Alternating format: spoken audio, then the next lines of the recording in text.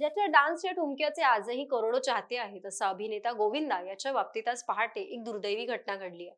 स्वतःच्याच licence revolver मधून misfire झाल्यामुळे गोविंदाच्या पायाला गोळी लागली आहे. नेमकं काय घडलं आणि गोळी लागल्यानंतरच्या ऑडिओ क्लिपमध्ये गोविंदा काय म्हणाला जाणून घेऊयात.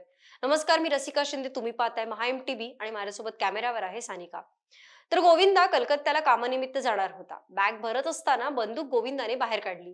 त्या बंदुकीत 6 गोळ्या होत्या आणि त्यापैकी एक मिसफायर झाली.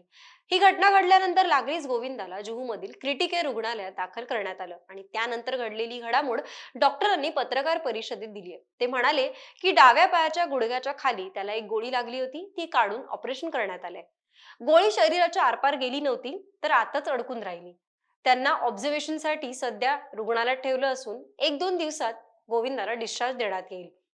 रुग्णालयात उपचार झाल्यानंतर सगळ्यांकडून गोविंदाच्या तब्येतीची विचारपूस केली जात असताना स्वतः गोविंदाने ICU मधून एक ऑडिओ क्लिप पाठवली आहे, ज्यात तो म्हणतोय की नमस्कार, मी गोविंदा.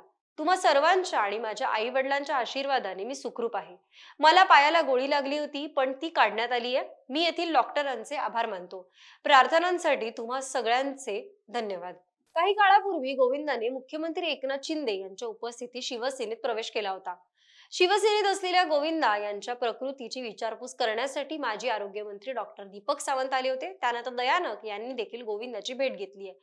तसेच मुख्यमंत्री एकनाथ शिंदे यांनीही फोन करून गोविंदा यांची चौकशी केली आहे, त्यांच्या तब्येतीची विचारपूस केली आहे. सांगली दौऱ्यावर असल्यामुळे एकनाथ शिंदे यांनी गोविंदा यांची चौकशी फोनवरून केली आहे. दरम्यान या प्रकरणी सध्या मुंबई पोलीस अधिक तपास करत असून त्यांनी गोविंदाची बंदूक देखील ताब्यात घेतली आहे. त्यामुळे या प्रकरणात मुंबई पोलिसांचा तपास सुरू आहे.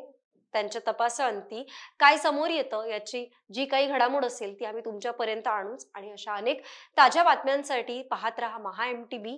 आमच्या YouTube चॅनलला सबस्क्राईब करा, फेसबुकवर लाईक आणि फॉलो करायला विसरू नका आणि हो, Instagramवर देखील आम्हाला फॉलो करायला विसरू नका. तूर्तास इथेच थांबते. भेटूयात पुन्हा एकदा. तोपर्यंत धन्यवाद.